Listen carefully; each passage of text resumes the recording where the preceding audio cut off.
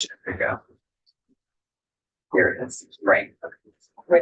Welcome, everybody. You are in Sun Economic Development, Housing, and General Affairs. We welcome you. It is Tuesday, April 22nd. It is Earth Day, and we are celebrating Earth Day in all sorts of ways. But today we are beginning with State House Day of Common Good Day at the State House. Sure. And we welcome you, and let's just introduce ourselves, because we'll introduce ourselves to the room, for everybody who's here, and to you, and then if you would take it away. Yes.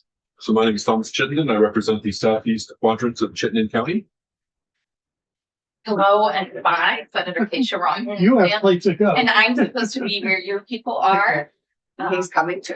Great. Allison Clarkson, Windsor County District. Randy Brock, Franklin County, and Northern Grand Isle County.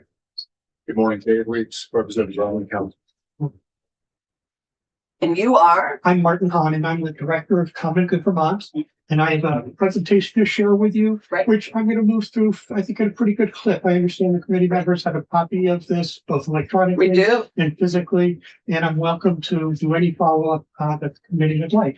So today is Vermont Nonprofit Legislative Day, and let's move through some slides here. So we introduce Common Good Vermont. Common Good Vermont is a statewide association of nonprofit organizations. We are one of 50 statewide associations that nonprofits come under. We are affiliated with the National Council of Nonprofits, and we call ourselves the go-to resource for nonprofits to share resources, gain skills, and build partnerships. In general, we do three things. So actually, let me back up and say, so Common Good Vermont is a statewide program of the United Way of Northwest Vermont, and Common Good under that umbrella does generally three things. We do education and training for nonprofits on issues such as setting fair compensation policies, AI in the workplace. We do nonprofit management courses, a fundraising and development course, and generally try to support the sector on an ongoing basis in the work that they do. Yes. Secondly, we do Great work for board members, training. we do a lot of work around board members, some of the linchpin of successful nonprofit organizations. We're here today because we do advocacy. One of the things that makes us unique, you see a lot of sectors. There's the housing sector, there's food security sector, there's childcare sector. And what we try to do is find the areas of interest that transcend those. And I'll get into a little bit with that later. And then lastly, we try to bring across all of those sectors in the room together. So we sponsored the Vermont Nonprofit Summit. First one was last year, sold out Copper Plaza 6 weeks in advance. Next year, we're going up to the DoubleTree. And we try to bring people together. We did recently a convening of nonprofit organizations around public safety or community safety. And we have a meeting early in May around philanthropy and nonprofits coming together around federal response. So we're in the card room all day, and I'm going to skip that slide. I'm going to move very quickly through this because I know many of you are familiar with the nonprofit organization, but in its very sort of broadest sense of nonprofit is no part of the organization's net earnings inure to the benefit of private shareholder or an individual. Kind of an amazing statistic, which is only 5% of Americans, when asked, believe that they engage in any manner, they or their family, with a nonprofit organization. And churches are nonprofits. Yes, every synagogue and church. Yeah, hospitals are nonprofits, libraries are nonprofits. Many of them work for nonprofits and donate. So this slide just shows you in many ways that nonprofits engage both in terms of community development, terms of infrastructure. Our universities are nonprofits. Just so there are a variety of different nonprofits. I'm going to just hit the high level, which is there are 6,400 registered nonprofits in the state of Vermont, and that's split into different types of nonprofits. 501c3s are the bulk of them, but then there are others. And I have the honor of representing and living in the town I believe that has the most per capita. Why is that? Do you believe? We're very philanthropic people. Yes, no, it's true. With resources, perhaps, to support that community. From the beginning. Yes. From the 18th century on. Interesting. Not That's good information. So of those 6,400, though, you'll see 60%, so around 60% of them have annual budgets of of $50,000 or less. These are maybe volunteer organizations. They may have a part-time staff person. They register with the Secretary of State every year, but they're very low scale. And then you go to the top. So UVM is a nonprofit organization. And so it sort of throws the scale out with some very large corporations.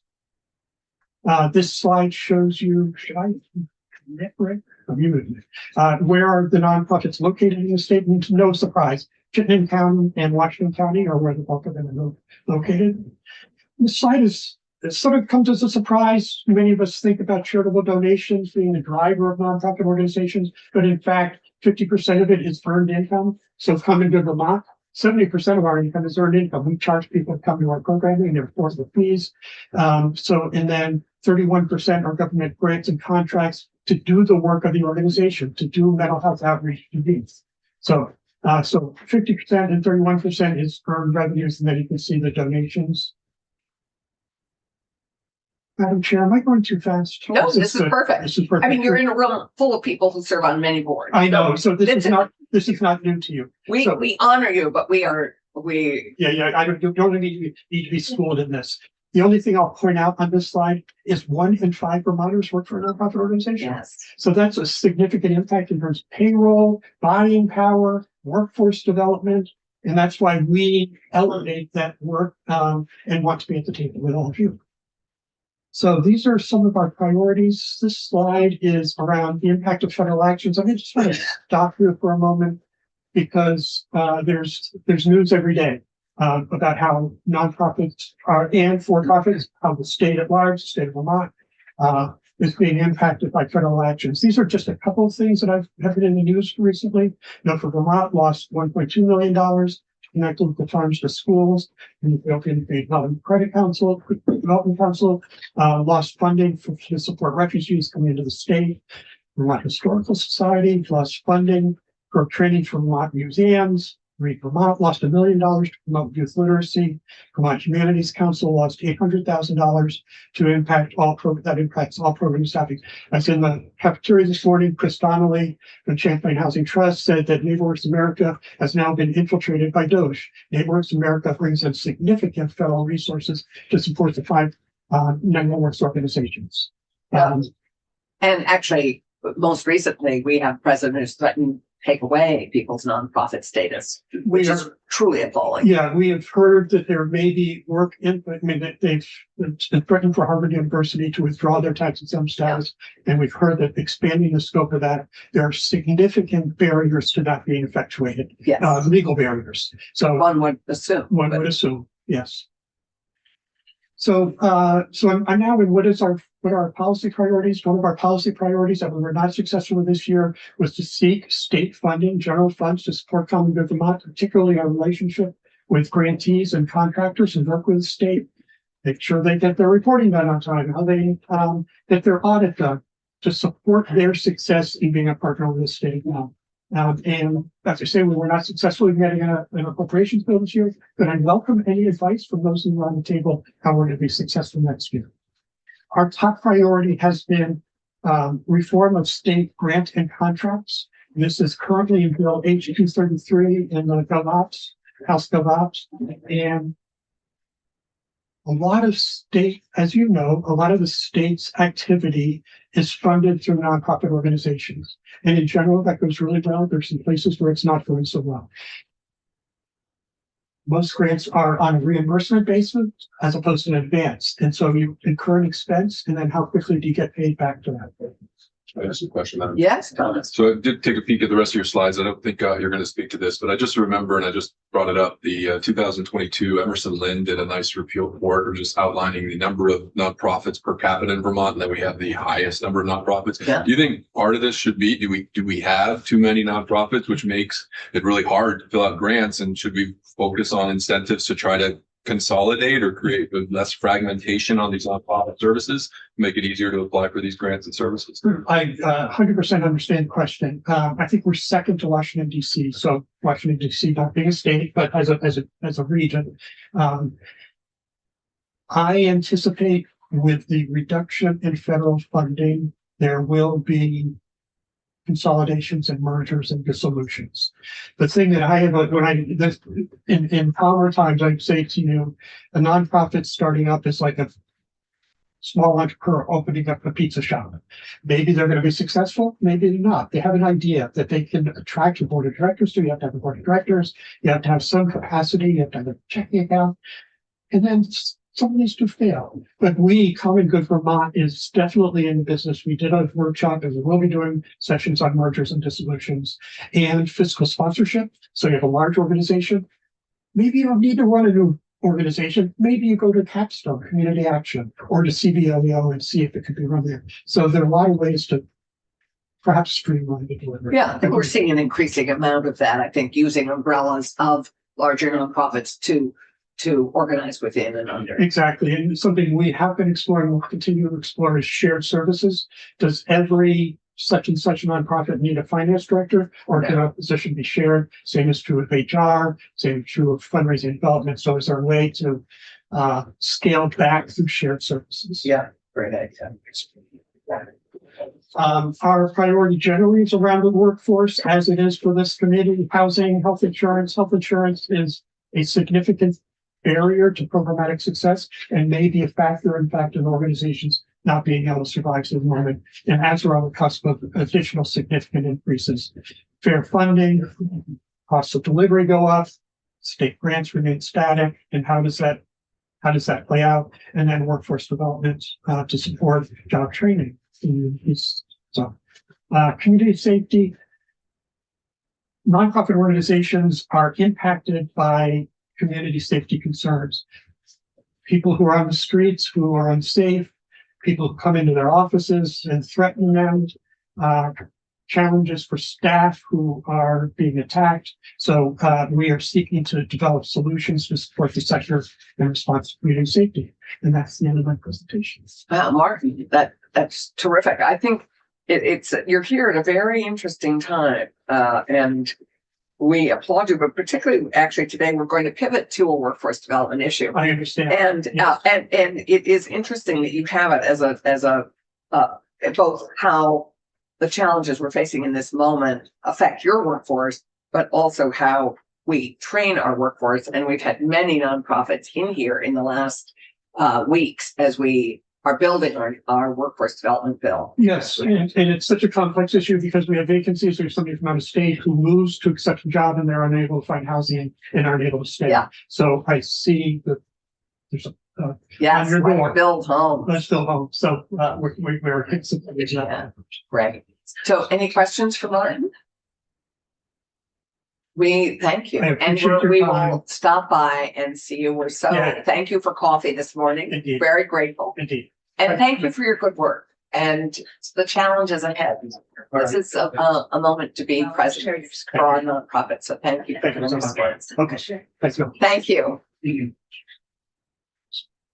We're going to be missing a member today because we have two press conferences today. And our work Saturday has to continue. So we will, we are going to miss Keisha for some of the morning. Okay, we are going to invite Rick up to present the the recruitment and workforce development proposal that we have in front of us that Randy has been spearheading. And so Rick, if you could kind of introduce this possible amendment to H34, that would be great. Sure. And And Randy, if you'd like to add a few words as to what your hope is here. good morning. Rick Sagal, Office of Legislative Counsel. Madam Chair, I thought, would you want me to go through quickly H34 as it passed the House, or? Why don't we wait and do that another day? Okay. Why don't we dive right into the amendment? We have walked through the office, we've walked through it before, and we'll do it maybe at another day when we don't have as many witnesses waiting. Okay. Is that okay? So what I'll do is I'll walk through some the amendment. There's some purpose language we added. Then I'm going to defer to my colleague Kirby Keaton, who will talk about the tax portion of the bill, and he'll be able to answer more questions about the effects of that, if you don't mind. Sound good? Sounds great. Okay. So this is a proposed amendment to H34. This is draft 1.3. So the underlying bill is about workforce development, workforce leadership. This amendment would add to that. by really looping in a couple of things. SB 17, the language from SB 17 is placed in this bill. Also some new language regarding some purpose and intent. So you'll read that, Vermont faces, this is breaking news, right? We face workforce shortages. Actually, yeah, Senator Chittenden is shocked. We face workforce shortages Jay. in construction, healthcare, and manufacturing, fields where veteran skills are a strong match. There's been reporting done by the McClure Foundation with the Department of Labor showing that that identifying jobs projected to pay a median wage of $30 an hour, and that will have at least 300 openings in the state in the next 10 years. By eliminating military retirement pension taxation and simultaneously implementing strategic workforce training initiatives, Vermont can capitalize on military retirees and their spouses to supply valuable labor for various in-demand industries, addressing labor shortages and stimulating economic development. Subsection B, last year, the state created the Office of Workforce Strategy and Development to help coordinate and strengthen workforce development across the state. The Commissioner of Labor and the Executive Director of Workforce Strategy and Development will work together on workforce development, and through this act, be provided specific duties and responsibilities, ensuring successful workforce leadership in the state. The next couple sections are going to be Kirby's. I'm going to skip down to the end, if you don't mind, Madam Chair. There's one additional section that is relevant to my portfolio, Section 3 on page 6. ACCT reporting on military workforce recruitment. The Agency of Commerce and Community Development, in consultation with the Office of Workforce Strategy and Development, shall, on or before December 1st of each year and ending on January 1st, 2029, issue a report to the House Committee on Commerce and Economic Development and this committee that provide a summary of the marketing efforts being utilized by the agency and, if applicable, other state agencies and departments to recruit military personnel to fill workforce needs of the state. The report shall include data indicating the results of these efforts. Any questions about those two? No, it just goes to our data concern that Jay and you and I faced in the SOCWID bill, and I wish we would develop that. We're going to need to work on developing that. Alicia Orgamy had recommended that we actually create an agency of data collection. So it's certainly something, and it's something Randy's brought up just on a regular basis, which is we do not have a systematic way of collecting results from every new initiative. And we just, again, this is just a reminder that we need a way to track this, and hopefully with the new Office of Workforce Strategy and Development, we'll be able to at least do that in the workforce. And one place where we do that. In Act 146, you did create a task force to study this data model, which is due December 15th of 2025. So you should have some information. We will have more. I'm hoping that we'll be in fact on it for this. Yeah.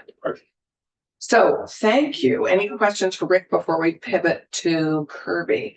So while we're on the sort of non-specific tax aspect, but our committee's jurisdiction, which is workforce and recruitment, Randy, do you want to say a few words about why you felt this was important and why we decided we would include this in this bill? Absolutely. We obviously have a workforce problem in Vermont. We have key elements of our job force that we cannot fill consistently, and we spend a lot of time and effort doing it.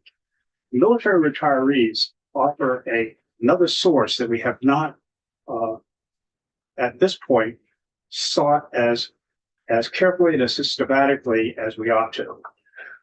One of the major obstacles we have is that Vermont is one of only 3 states that has effectively a marginal or almost no incentive program financially to attract military retirees. We're the only state in New England that does not exempt state taxation military retirees. And so often military retirees are people who are young retirees with specific skills. As we match those skills to the skills that Vermont needs, based on the workforce list that we have right now of particular occupations, many military retirees fit those categories of work, such as construction, such as medical related work, for example, very, very well. We also recognize that military retirees typically are people who retire in their late 30s or early 40s, with the exception of certain part-time retirees, which the head of our National Guard is going to talk about in more detail later. But those younger retirees fit very well the needs that we have here in Vermont, provided that we go out and hunt for them. And the likelihood of getting those people is reduced when we have so few, relatively speaking, to other states for that matter, statistically, military retirees retiring and staying in Vermont. The goal of this bill is to get more people into our workforce, as well as to say thank you to the military retirees for the service that they've provided all this. Okay, thank you, thank you. And with that inspired sentiment, we're going to turn to Kirby, which is thank you. We'll team up more often, you two. Good. We'll work on it. Yeah. This committee will help you. Can you tag out? Oh. You have to tag. Okay.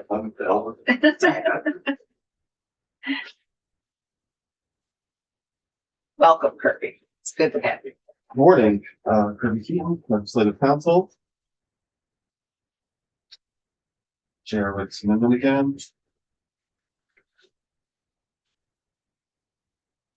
So what we're looking at is a change to the definition of taxable income for Vermont income tax that would exclude all income from military retirement.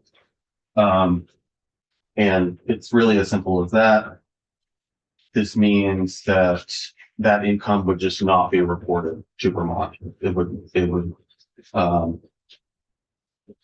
A taxpayer would not be required to report that on return at all. To give you some background about the current state of things. So you see there's some changes here to other parts of the law. That's because Vermont does have a partial exemption right now. We do up to $10,000, I believe. Yes, taxpayer can exclude up to 10,000 of their income if their AGI, currently the thresholds are at 50,000. So a person with AGI 50,000 or less could exclude 10,000 of their military retirement income. And then between an AGI 50,000 to 60,000, that person could, if there's a phase out where you can exclude a portion of that 10,000. There's other partial retirement exemptions like this. There's a Social Security exemption. Yeah. Right now, the way the law is written, the taxpayer has to choose one. So it's either 10,000 of military retirement, for instance, or they could exclude all of their Social Security if their AGI is their threshold for that. And then these thresholds also, they're higher. I mentioned the thresholds for a single filer, but they're higher for married filers. Married filers, both of whom are veterans. No, just if you're filing status as married, then it's a slightly higher threshold. A couple other things to know about under current law is this partial exemption also applies to the civil service retirement system, which is for federal employees, and it also applies to. This would apply to all federal retirees. No, this change would not change that. So military. this is just U.S. military. I'm just explaining how current law works right now. Which is federal employees can also do the 10,000 exclusion, but again, they have to choose one.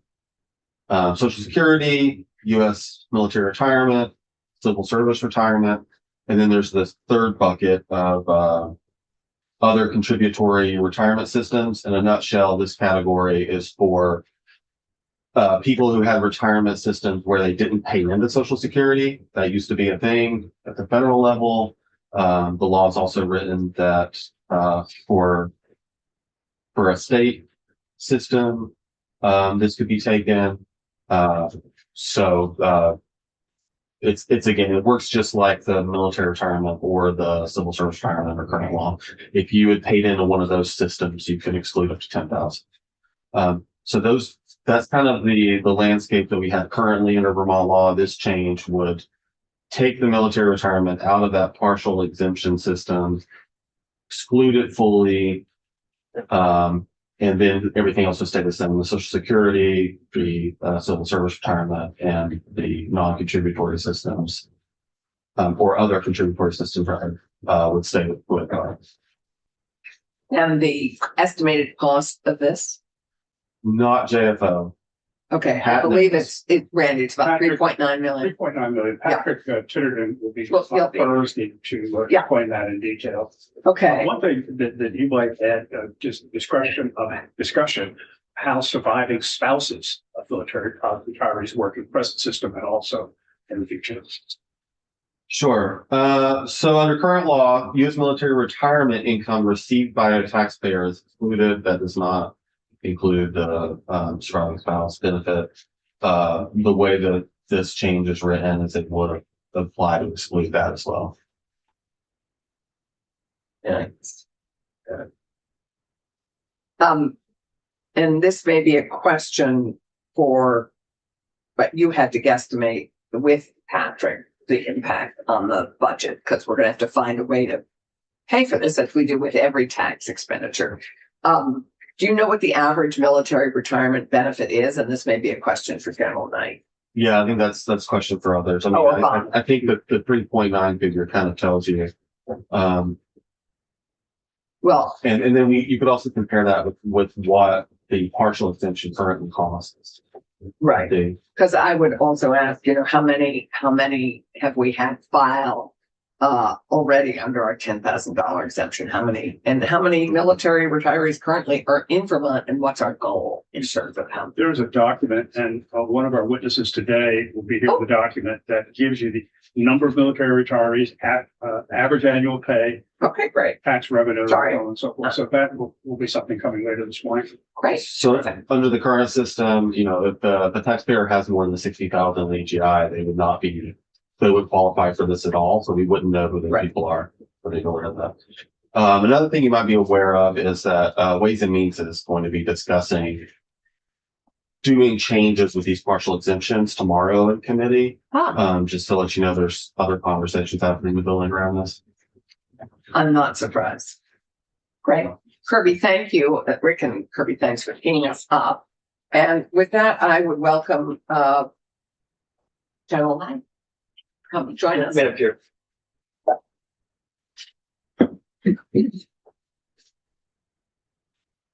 Welcome back. Welcome back from Senegal. Thank you. Good to have you. Thank Glad you to for see you. coming in person. It's always much more fun. to have Way you in better. person.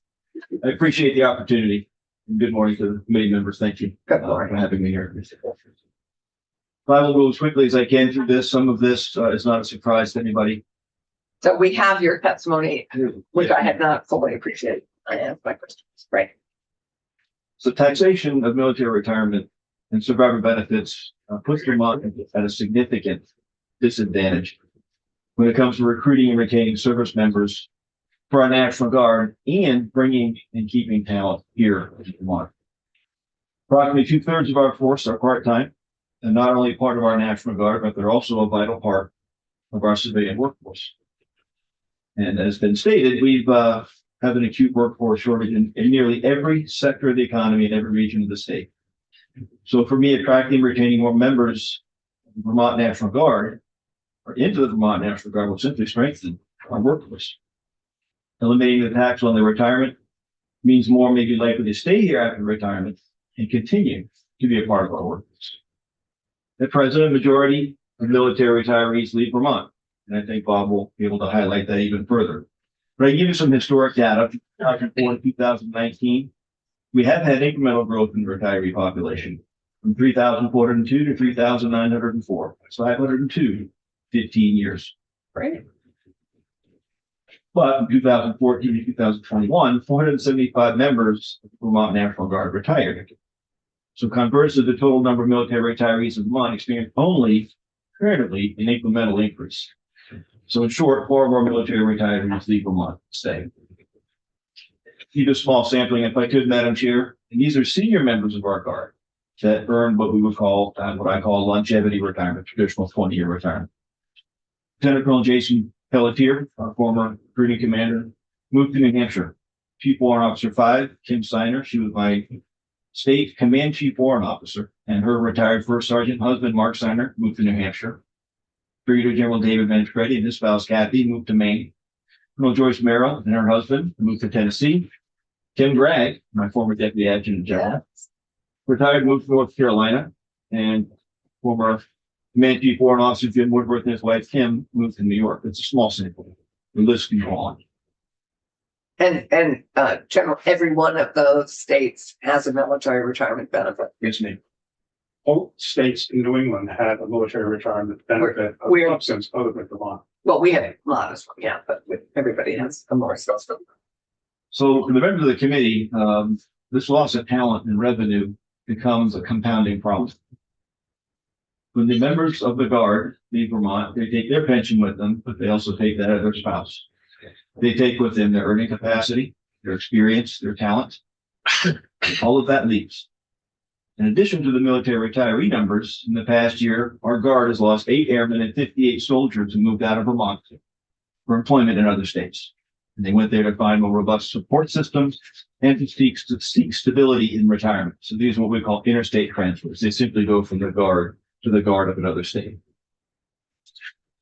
And as was mentioned earlier, military survivors, the spouses of deceased military members that are participating in the survivor benefit plan, a widow or widower of a military retiree will receive about 55% of that member's retired pay. So I'll use as an example, retired Sergeant First Class in E7, so our senior non-commissioned officers, receives about $4,600 a month in military pension with a 20-year retirement. Survivor receives about $2,300 of that amount, which is taxed, and that further decreases the benefit. For the Vermont Guard, we've worked to grow our workforce through partnerships with Vermont employers through the Partner Recruiting Initiative for Military and Employers. I don't know if I testified to that before. So this is a program where we will partner with a Vermont employer, sign a memorandum of agreement, and this offers an interview for every member of the Guard, Air Guard and Army Guard, and we recently changed it this past year to include their spouses and working age kids, offering them an interview and potentially an internship in some cases.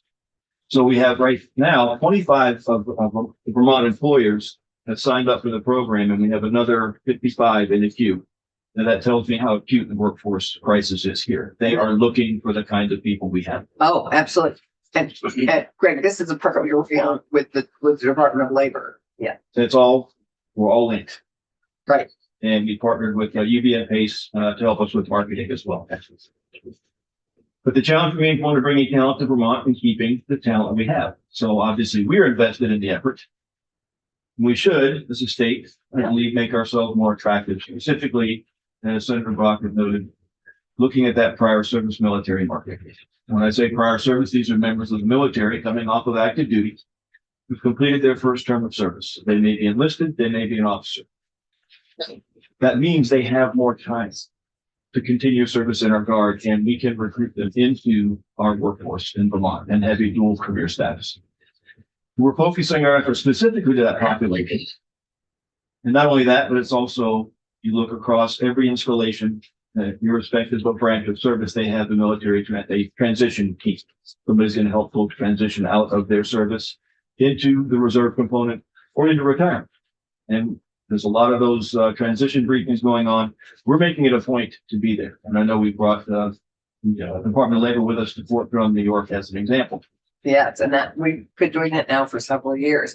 Just while you're pausing on that, just remind those of us lay people, you are eligible for retirement after how many years of service? So there's been a change. As of 2017, I'm an aberration. I'm an old soldier.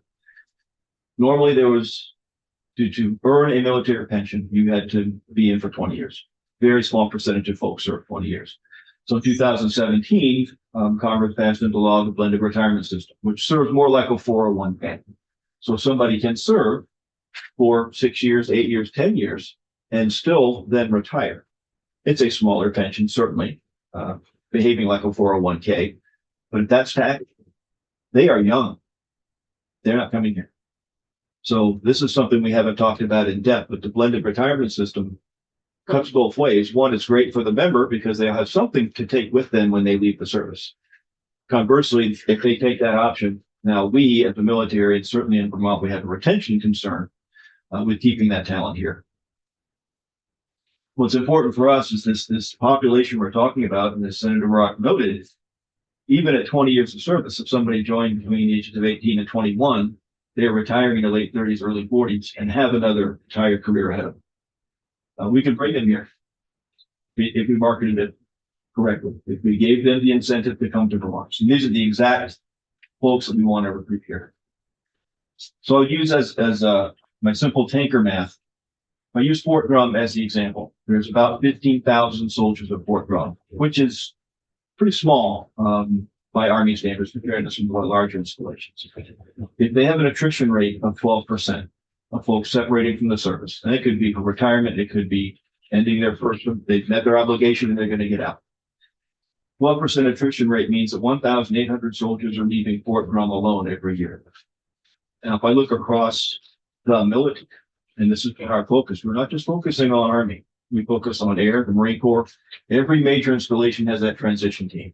I want those folks to consider coming to Vermont. One, to consider continued service in the Guard, but also to come here and be a part of our work and raise your kids and buy a home, all those things that we need. So that's become our focus. And if you look at the scale of it, the potential there, if we built this properly, becomes really exponential. Now we're not talking a target of 1,800 folks in Fort Drum alone.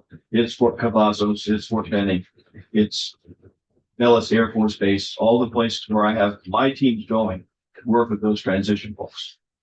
We can do that, but we need the incentive to make that happen. So I think in the end, we've got a great opportunity here. And I'd like that we ask that we approach this with kind of a sense of pragmatic urgency. I need more tools to market and grow our Guard. I think Vermont needs more tools to bring the exact talent that Senator Brock spoke of here. When you look at the diversity of experience and specialties in both our Air Guard and our Army Guard that we can draw here, it's cyber, it's financial management, it's logistics, it's personnel, it's anything that we do, certainly leadership, that there's an element that would serve the Vermont workforce extremely well. Also of note, economically, even in our current status being incredibly short, the Vermont National Guard brings in about $152 million in payroll every year to Vermont. If I could fill those vacancies, we could grow that by tens of millions of dollars. If we took the $85 million that are a comparatively small number of military pensioners here, about 3,500 in Vermont, they bring $85 million a year in pay and benefits. Imagine if we made that 7,000 pensioners. And I think that with more, and Bob will speak to it here in depth, that more than makes up for what's being a term I never heard before was foregone revenue. Yeah. Madam Chair, we're foregone revenue now. Yeah. Okay, but we're not staying. And I would love to change that. Thomas, you have a question. I want to start by just thanking Senator Brock for bringing this forward and being the spear on this to take this testimony. I want to thank the chair for bringing this testimony forward. This is an incredibly important topic, and I definitely get the workforce aspect, but I think what's important to also give the opportunity to speak to is why this service is different than the service, fire service. So I had three questions. One, when you serve in the military, do you have the ability to collectively bargain over negotiate over working conditions? No. You do not, sir. So you can't join a union and okay. So that makes this different type of service because you do what the government tells you while you're part of the service. Could you also offer any differences on how this profession is different than just about every other regarding departing, quitting, being called back for service deployments, as well as combat readiness? So when you enlist in the Guard, you are literally signing a contract. It's a service obligation, normally 4 to 6 years. And at the end of that term, you will again sign up. You simply can't walk away from that.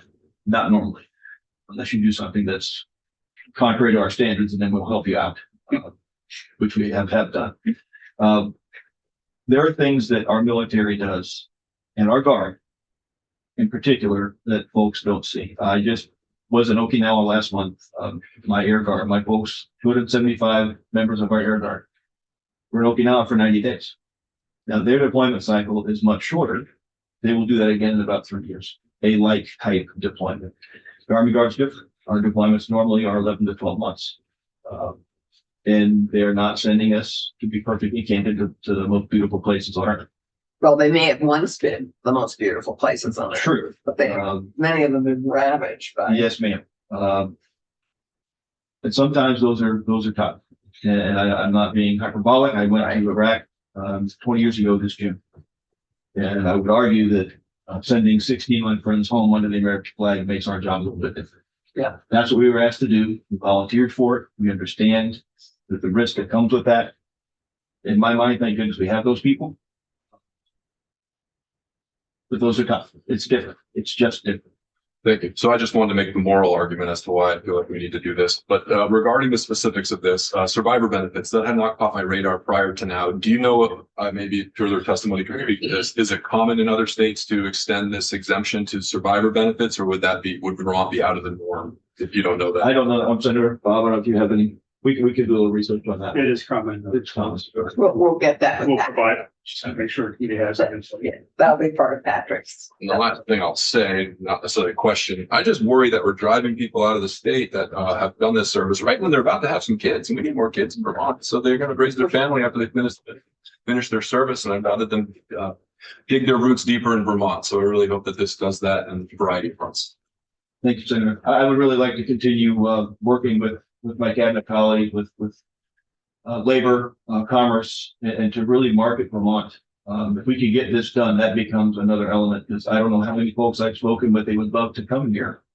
Bill McCullough, Brigadier General McCullough, Commandant of Cadets at Orange University. You have guests here that again, we'd love to come here. And as soon as they hear their pension's going to be taxed like that, not so much for that. Any other questions for the general? Terrific. Thank you. Thank you, Madam Chair. This is great. So we, and I think we'll get more of these statistics from Bob, but at the moment you alluded to the fact we have 3,500. Yes, ma'am. But to go to Thomas's point, whenever we've taken this up for, many of us honor the service of our Vermonters who've been in the Peace Corps, who've been in USAID, who've been abroad also in some challenging circumstances. And so there'll be heavy pressure on us to exempt many people who do good and work abroad and in the United States to the benefit of all of us, to the common good, to go back to our common. Yes, ma'am. So I think that's what you're alluding to a little bit in your talk, and that has been one of the reasons I think in many ways we haven't just chosen one sector to exempt fully. Thank you, Madam Chair. I would, of course, argue that you got to start someplace. And this is a great place to start. And it could be the future of Vermont when it comes to economic. I am not an economist.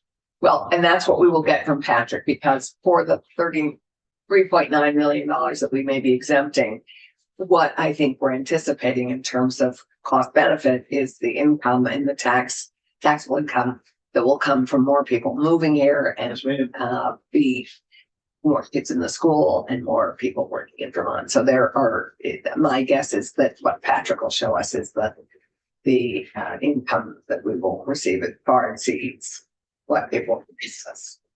Thank you, ma'am. Thank you. It's so good to have you, and thank you for teeing up. And I think we're going to go next to Bob. Bob, are you next? I think you are. So Bob Burke, wow, twice in 1 week. This is really a treat. Bob, welcome. Thank you. It's good to have you in another committee. Very good. And thank you. Thank you so much, and good luck in your travels, because you're going elsewhere soon. Arkansas tomorrow. Yeah, Arkansas tomorrow. That's local. Good to see you. Hey, at least it's in the, at least The US. here. Exactly. No additional. On the other hand, documentation needed. I'm thrilled you went to Senegal. Thank you. Yes, ma'am. Yeah, bye-bye. Bob, welcome. Thank you. Heidi, were you going to project this? I'm just going to talk to the They three. have it in front of Okay. them and it's on We the have- website. I'm going to talk to the three charts mainly. And I think it's now been posted to our It is on the website. website. Okay. Good morning, everybody. Robert Burke, Director of Veterans Affairs for the state of Vermont. A little bit different approach than the other general took. I kind of made the economic argument and I focused mainly on Vermont. So the three main charts you see in That's front of great. you here, right? The first one is focused on Vermont. The second chart focuses on New England. And the third one also kind of focuses on New England. overall to kind of give some comparisons. Perfect. So Because that's who we have to sell it to, is Vermonters. exactly. So the first chart is an economic impact model, and I'll really not talk to the narrative. You've seen it, you can read it. So the numbers in the first chart. So the Department of Defense Office of the Actuary, there's this chart for every state, right? So this is, and this isn't included. I was going to say, you don't have this. This is the footnote. Yeah. Right, for all of the data, a lot of the data in here. So you go to every state and it lines you across, right? Total DOD retirees, total receiving pay from DOD, total monthly pay, and it lines across all the data, right? So all of this data in here for Vermont and for the other New England states, I have all those sheets, is as of January 31st, 2023. That's the most recent data available. Oh, really? This is from 23? Okay, we're a little behind. It's the government. Okay, be happy. We're the Some government too. of the data out there is still from 21 or from 20. So Right. there you go. So total retirees in Vermont receiving pay from the DOD, 3,594, right? And so the total monthly pay that is coming to Vermont from that total, 8,261,000, right? So if you divide 8,261,000 by 3,594, you come out with the average of 27,576, right? For the average retiree. Some are going to be higher, some are going to be lower, right? Senior officers, junior enlisted, etc. Right. So projected by the Joint Fiscal Office, $3.9 million for the total exemption. I did reach out to Commissioner Bolio last year to find out what the cost was for the current exemption as is in the law right now. He said that his systems were unable to give me that number. Huh. Interesting. I was going to throw the BS card at that because it's a box and your system should be able to tell me Right. how many people took advantage of that box and what the cost was. But No, it's a big question. okay, I think that we I all let have, it go. yeah. But Yeah. Well, we'll ask Patrick. Maybe he can figure out a way. so and then so the next two lines, total local spending and stimulated economic output, and those are from two different models. One is from regional input output model, and the other one is from National Conference of State Legislatures, and it looks at for retirement spending, right? Total local spending. So if you look at the total amount of annual spending, so that 8,261,000 monthly on an annual basis, that's 99 million. 80% of that is the 79 million. You take the 79 million and economic stimulated income output 125. That's where that 118 million, right? So those are inputs to local economy. That's just from what is being generated now with the numbers that we have now, the 3594. So you think about increasing that, well, you're going to have an increase. And so this is just for what we are gaining and retaining now. And as General Knight talked about, our increases annually for military retirees are in the single digits, right? If you look over the past 10 years, 20 years, I think the best we've done in a year is maybe 5 or 6, right? So our goal is to, can we get a dozen a year? Can we get 2 dozen? I think the starting point, as we'd love to recruit and attract active duty retirees, but could we retain our Guard retirees? We're not even doing that. I see that as a starting point. Can we retain our Guard retirees and at the same time work on attracting people from Fort Drum, people from out of state, come and join a vibrant Vermont, beautiful, natural economy place to live.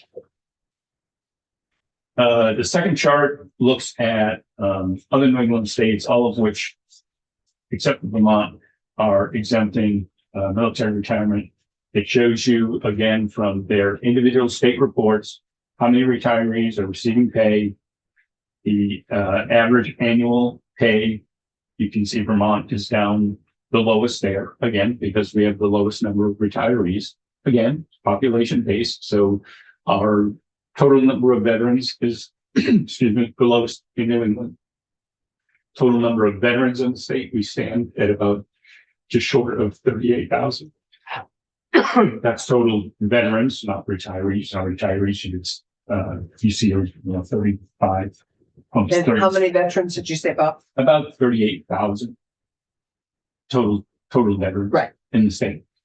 And then so you can see average income, and then when you multiply those across, what the total contributions going into those states' economies are. It's a lot of money.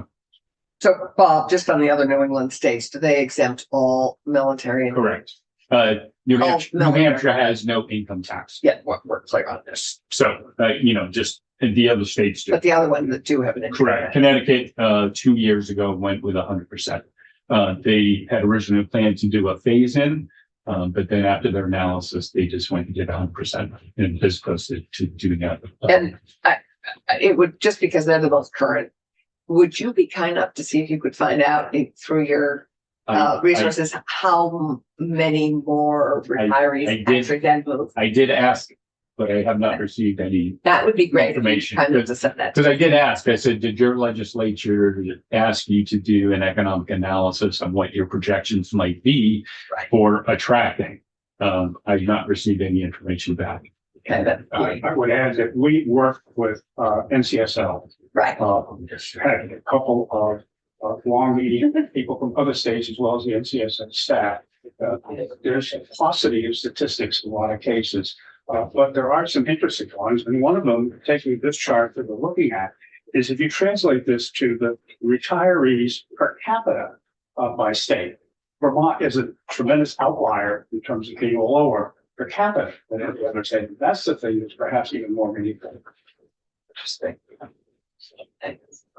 And so the chart on page 3, so out of 50 states, Vermont is one of the most expensive, right? We're sitting at 43, but, and you can go to the footnote and look at all of the states, but I pulled them out. So Massachusetts sits at 49, Connecticut is at 40, Maine is at 38, New Hampshire 41, and Rhode Island is at 39. So New England is an expensive place to live overall. So it's a tough place to compete. So we need, as General Knight was saying, we need to do something. We're in a tough neighborhood for fighting for talent and for attracting people. Oh, this is terrific. Thank you for this. And one other thing too, about the statistics that we're looking at relate to the military retiree as an individual. But generally speaking, and particularly where you're attracting the active duty retiree, who's retiring after, say, 20 years in the late 30s or early 40s, that is the person who relocates with family. And often with a working spouse, and we've seen some of the professions that spouses have, anecdotally, are very well also aligned with some of our needs, teachers in particular, and medical personnel, Right, we see quite often in this population, and also kids to go to school. right. Kids, we'd love to have kids go to school, but you're absolutely right. Those spouses tend to be spouses who work in fields that can be picked up and moved. So they tend to be Correct. skills that can be used in a variety of places. So nurses, teachers, Right. And when financial. I retired in 2012, I looked into it's a program called Troops to Teachers. Kind of had it in my mind, and Maine was really trying to recruit me to join that program and become a teacher in Maine. So Bob, Anecdotal. anecdote, Why did you choose Vermont? because we had already planned to build a house here.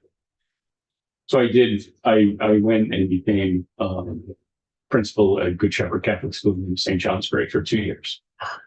Decided I didn't like kids and I really didn't like their parents and didn't want. We won't share that. Of course, that is live on Oh, YouTube. please. So, there we Please are. share it. Thank you. Any questions for Bob Dunn? No. So, based on your first page, I'm just curious if, the number of new retirees each year versus the number of retirees who are passing. Is the number of total retirees over year, is it increasing or decreasing? Oh, good, interesting question. Slight increase, Okay, it's very, single digit. and then, so you represent Veterans Affairs for Vermont. So Okay, can you offer any statistics about the pay comparison of a comparable graduate, one going into the service and one going into the civilian sector? Make any kind of, one-to-one comparison over compensation? no. But, no. Yeah, General might be able to do that, on that side. I could theorize, but I wouldn't have any statistics. I'll just share with you, what I've always heard through my military career is it's about 2/3. A military member earns about 2/3 of what they could earn if they were actually in the civilian sector. Oh, I'm sorry. I thought you meant post No. service. You mean Okay. in the choice of going? Yes. into- Okay. Yes, So if earning they stay for 20 capability. years, earn a pension, they've given up 20 years of 1/3 of their pay over. These kinds of statistics are very That's important where for you're folks who going, have no concept. Correct. Okay. Correct. Earning It's not just capability. about going into, combat zones, et cetera. No, correct. Earning capability as a career in the military, yes, it's about 2/3 of what you would earn in the private sector. And then when you leave, it would be also interesting to know how valued that experience is in terms of what you actually are paid and your ability to negotiate higher pay after you leave. I can give you all, personally, I know. Yeah. Different. Oh, well, as we discuss it, will be interesting to know.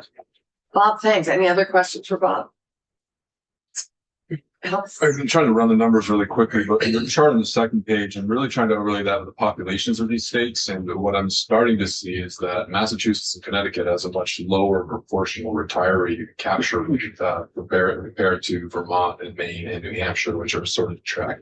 Maine is doing a remarkable job. Yes. Per capita. Oh, yeah. So I'm just saying, I wonder what Massachusetts and Connecticut's doing to not retain or attract retirees at their rates, but if you have any, okay. Maine is. As a former Massachusetts resident, and why I didn't move back there. Any other comments on Massachusetts, Connecticut, and why they're so disproportionately low? Thank you. Anything else? Great. Bob, thank you. Absolutely. We'll hope that you continue to join Thanks for us the as we time. walk through I appreciate all it. this. Jay, we welcome Jay back. Jay Ramsey, our Director of Workforce Development in Vermont at the Department of Labor. Welcome back. Jay Ramsey, Director of Workforce Development at the Department of Labor. Interesting conversation around how we can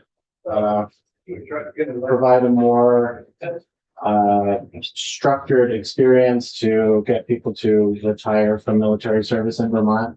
It has me thinking about the Jobs for Veterans state grant program that we already operate, federal funds that come in. I had a slide about it last week when I was here, but just to refresh everyone, the Jobs for Veterans state grant, federal funding, it's an outreach program. Our staff are going out around the state and locating veterans, working with veterans, serving organizations, trying to provide wraparound services and get people connected to services. So, Oh, I just would point out that Bob just and Greg had told us we have 38,000 veterans in this state, and to get them all engaged, but that's what you're doing is you're reaching out to veterans who may not currently be working. generally, they're the ones that are not engaged in the workforce or not engaged in the way that they would like to be. Some people are choose not to engage with us, that's their choice. It's a voluntary program. From the statistics that I gave you last week, I would just point out we've had some retirements in the program. We've restructured the program so that one person, one position is serving as a veterans outreach representative, and they're also serving disabled veterans. There's I don't want to do shop talk to you all, but there were separate roles. We've combined them so the staff can do all the work of reaching out to businesses, veterans, and including veterans with disabilities. Part of that program is helping connect employers and veterans. So we're partners with the Hilton Honors Program, which provides housing to people who are interviewing with employers. It's a hotel room. If they're relocating here, thinking about relocating, we can put them up in a hotel room through the Hilton Honors Program so they can stay and experience the community and interview. We're also partners in the SkillBridge program, which I think What program? it's called the Department of Defense SkillBridge. Oh. So that takes people who are currently in the military who know that they're going to retire in the next 6 months or they're going to exit their military service. It's that target population that you're talking about, Senator. And we partner with employers, and the military will pay that person's salary with a company for up to 6 months. So it's a work placement. It allows the company to give the person a try. It allows the military job seeker the opportunity to try out this employer and the jobs and the roles that are there. So we've had some success with that program. I'm mentioning this because I think it's part of the framework of what you're going to talk about. We have systems in place that can support people who are transitioning out of the military service using some of our existing structures. As General Knight pointed out, we do go to Fort Drum. That is a kind of cast the net program to try to capture whoever would be interested in retiring to Vermont. We go once a year. We're getting ready to go next month in the middle of May. I'm We also go to Fort Drum because it's the closest, right? it's the focus. And what other opportunity would there be in I think I have to investigate yeah. that one a little bit with staff. We have gone to North Carolina to recruit from a base in North Carolina. I don't think that gave the results that we were hoping for, but Yeah. I think with But Fort Drum, we've had modest success, yes. I think, yes. But again, we come back to the income tax and Right. the people are making this financial decisions about where to retire. And if we're the only state that's taxing. Right. I would just add that we've had broad recruitment to go to places like Fort Drum to look at people who are retiring. But one of the things that's in this proposal, that's not necessarily hidden away, but a combination between labor and ACCD and the tourism department's involvement is to use a rifle rather than a shotgun to hunt what we want. Right now, we hear from people who do this recruitment that when they go to places like Fort Drum and so on, and they hear that Vermont taxes retirement, often the discussion ends there and doesn't go further because we're not going to hunt the people that we want. We know, for example, that if we go to Fort Drum to look for people who will fill some of these medical specialties like nursing, doesn't have hospitals. That's not the place to hunt. Right. But there are places that have large populations of people who are Yeah. retiring that we actually want. And that is the combination of this incentive, which has to be done first, and then to be able to do targeted recruiting of people as an individual. Vermont does things very well when we focus on individual people as opposed to this mass group of amorphous people who only see us. Right. And focus on specific jobs, which you Correct. mentioned earlier. Correct. This incredible document that you guys have created with the McClure Foundation. And that is, I would think, partnering with General Knight and Bob to identify other bases where they do have the skills that we've identified for the jobs we've identified that we need. And that I think what strikes me that, you know, Fort Drum has been a terrific start, and I applaud Sarah for working with the National Guard in doing that, but that will be, I think, one of the next pieces is identifying the places that people, are that actually have a lot more. Yeah. I think this is the next innovation in this, Yeah. in this program space. And when I heard about it, it made sense that Jay, do you have a notion of the 38,000 veterans, and maybe Bob has the answer to this, of those 38,000 veterans, do you know how many are working currently or how many are retired? I mean, retired, like not retired from the military, Bob. So 55% are age 65 or older. So, sorry, 55% are what? Age 65 or older.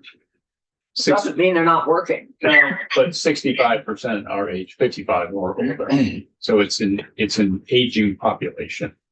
Right, as a snapshot. Sort of like the rest of the states. Exactly. Okay. And then but that doesn't necessarily tell us if they're working or not. No, it's just a demographic snapshot. Right.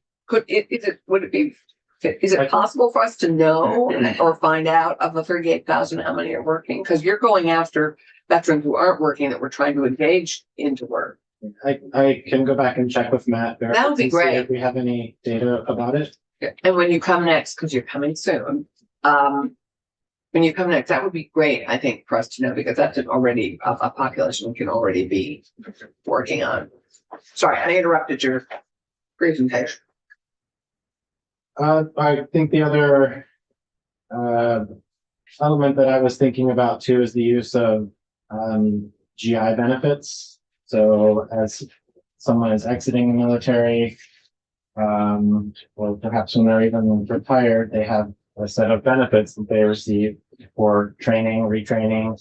That's so right. we have a relationship with Veterans Affairs on registered apprenticeships, and so they act to certify the requests from the veteran, and if they're trying to be in a registered apprenticeship program, we validate that the person is actually in a registered apprenticeship program, and then the GI Bill can be used to pay for tuition, some wages. I think there's several different components of a registered apprenticeship program that person could use their GI benefits on. So I think there are a lot of natural connections. We just need to be able to tie them all together. And I think having a focused approach that's looking at specific occupations or specific sectors will allow us to do that. Yeah. Well, you've already done so much good work on this front that we should be able to recruit to the needs we have. Just great. Any questions for Jay? Thank you. And so we're getting more from you in the next week or so. So we look forward, and thank you again for last week's testimony. Michael, you're on deck. A veteran employed still for the moment. Yes. Of state. We have to take a moment to say thank you. Of course. As the commissioner of the Department of Labor. And, we get you through the end of June. Yeah. So join this committee and then you resign. Was it me or Senator Weeks? Which one? It's really a toss up, coin toss. And Now, if the commissioner were still in the military, we could just simply refuse to allow him to resign. Right. Well, there's that, but happy. Let's do that. Yeah, I appreciate everybody's support over the years, and thank you very much. It was a tough decision, but the right time. So thank you. Good. And at some point you'll share with us what you're going to do next. Yeah. To be revealed. Yeah. As my father used to say. Yes. Okay. What can I share with you today that would? Well, you fit this bill in some ways. You are a veteran. You have chosen. I'm not a veteran. I thought you were. No. So I don't want Oh. to misconstrue. I've always thought you had retired. Maybe it's the haircut. Oh. No, but sorry, It might I be the haircut. don't want to mislead anybody. It So- might be the discipline, Oh, yes, the fashion. rigid discipline. Right. My father was a veteran in the Air Force. So.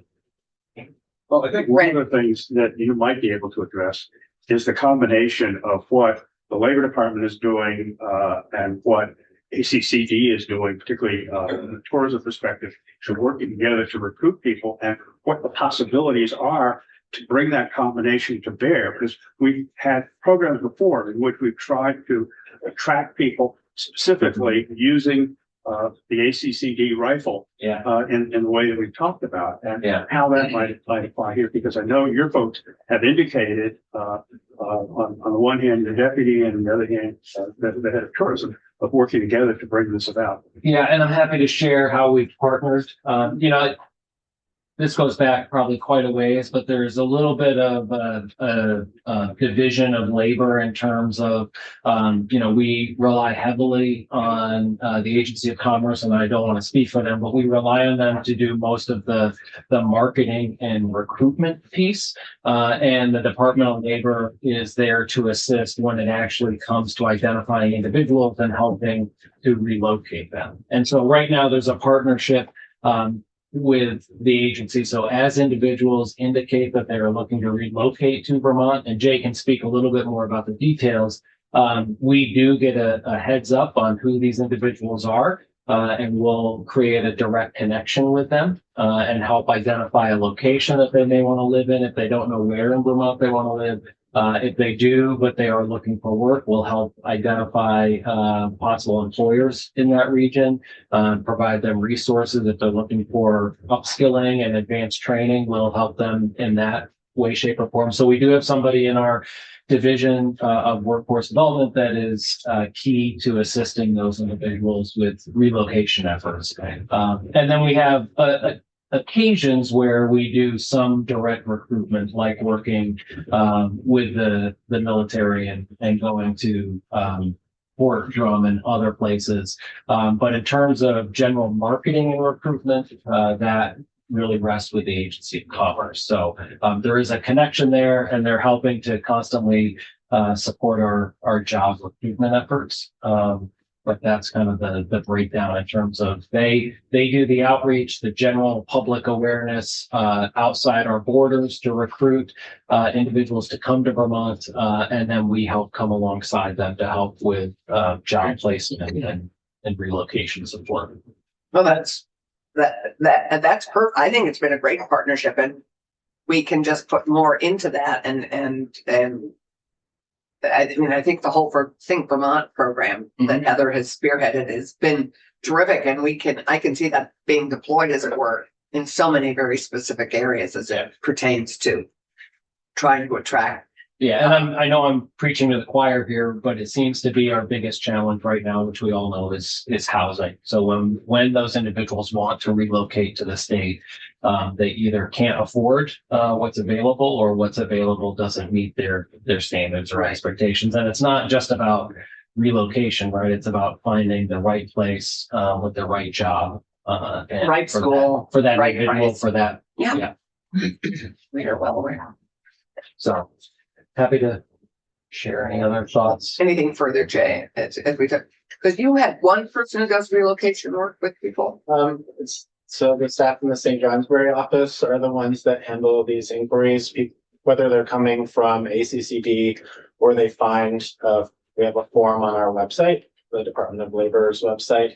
People are submitting these inquiries. I don't have them in my head, but I'm happy to bring them back. We have statistics about how many inquiries we've gotten over the last few months. We've gotten a higher number of inquiries, but the staff in the office are assigned the responsibility of responding to the inquiries as quickly as they can.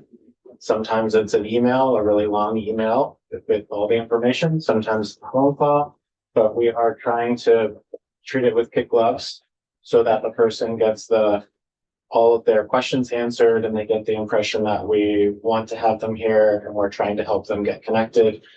Once we know what they want, we make a referral to the GROW, which is the ACCD grantee program, to help people relocate. So we make that referral to the community where they're looking to relocate to, and do a kind of a warm handoff with that grantee, and then they pick it up from there. So the one thing I would hope that as we go forward, that what we could identify, and it goes back to Randy's concern about Fort Drum, is identify the, I guess they're forts, are they all forts? various installations. Right. Service. Where National Guard and others are that have the skills that we're looking for, that have the Yeah, hospitals. we've that have, talked yeah. as well to both ACCD and labor about doing that. And Because that strikes me as that also then the triangle is the General Knights, Crowd, you and ACCD all the time. those are the places that you focus on if you're looking for, let's say, construction workers. There are various both construction battalions or CB installations that are heavy in training for those occupations, where they would be places you go. They're the large Army hospitals and Naval Hospital for that matter, where they have large medical facilities, but work with Texas, Washington DC area, Walter Reed area, and so on, where you would look for people who have that skill.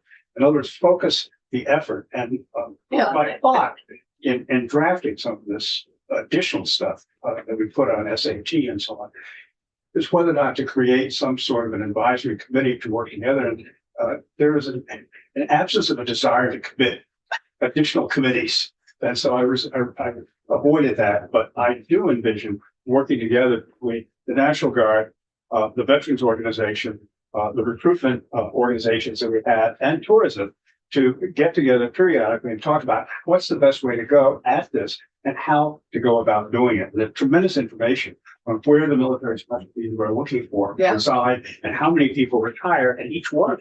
In fact, by job category, that is all easily done.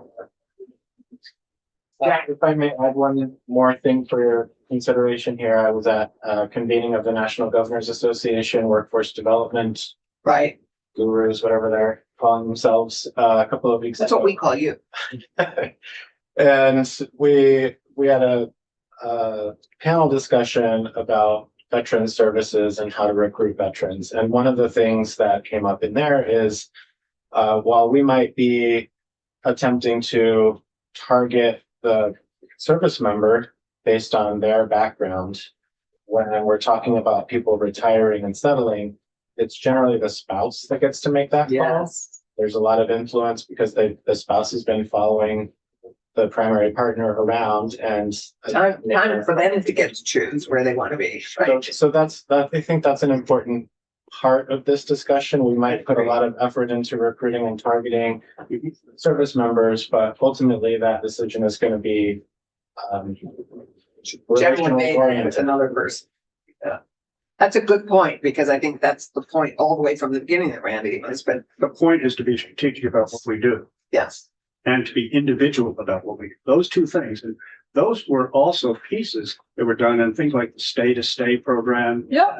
And also the recruitment that we did when we were looking for people who were remote workers to bring to us. Again, to focus on the individual with a plan that was for them. And I've certainly seen it done in the private sector, in which you can differentiate yourself from all of your others who look for mass results by focusing on individuals. And we have the capability to do that. So interesting that you say that, because this is what I've been saying internally to our program administrators. We're working on success by single digits in some cases to meet our performance targets. So I think we're And in particular, in this bill, other than the foregone revenue, we're not asking for any money.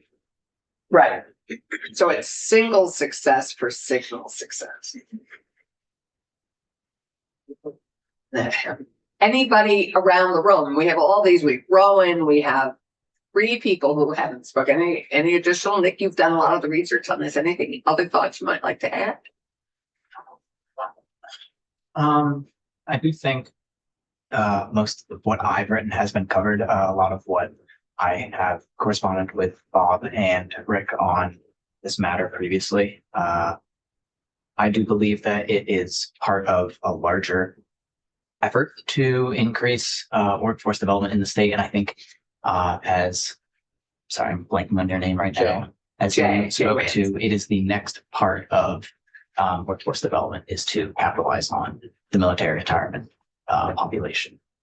Great. Thank you. And thank you, Nick, for your work on this. Really appreciate it. The other 2 people who are here who we don't know. Do you have anything else you'd like to add? Okay. Hi. Good to have you. If you're, if you come into the committee room, you could be called on at any time. You never know how we might use you, right? So I think if we don't have anything further today, I think we are done. Unless, Rowan, you have anything to add? Not today, Madam Chair. And I'll leave this with the committee, trying to get into the practice each year of our national association, which is the National Association of State Workforce Agencies. Ooh, Cover everything from workforce, and UI is within that, because they're there. They put out their annual legislative policy book. oh, great. Do So you I'm have trying one to leave for each of us? I don't for each. You I'm have gonna leave one it for us the to committee. share. I have one for you to share. So Great, we will. you may work- want to see, the group that pulls that together is, the board is made up of all states. So members are states and territories, and then the board has 10, Great, and representatives. you've been president of this, I believe. Yeah, so I'm currently past chair, on the board, but was. That happened previously chair. fast. Did you only serve for 1 year? 1.5. So you start out as chair-elect and then chair and then past chair. So Well, congratulations. Yeah, thank you very And much. again, congratulations on your tenure. appreciate it. You have Thank seen us through some pretty challenging Yeah, times. so, and thank you for all of your support from this committee and everybody. So Well, thank- we've had a wild ride. yes, we have. Thank you.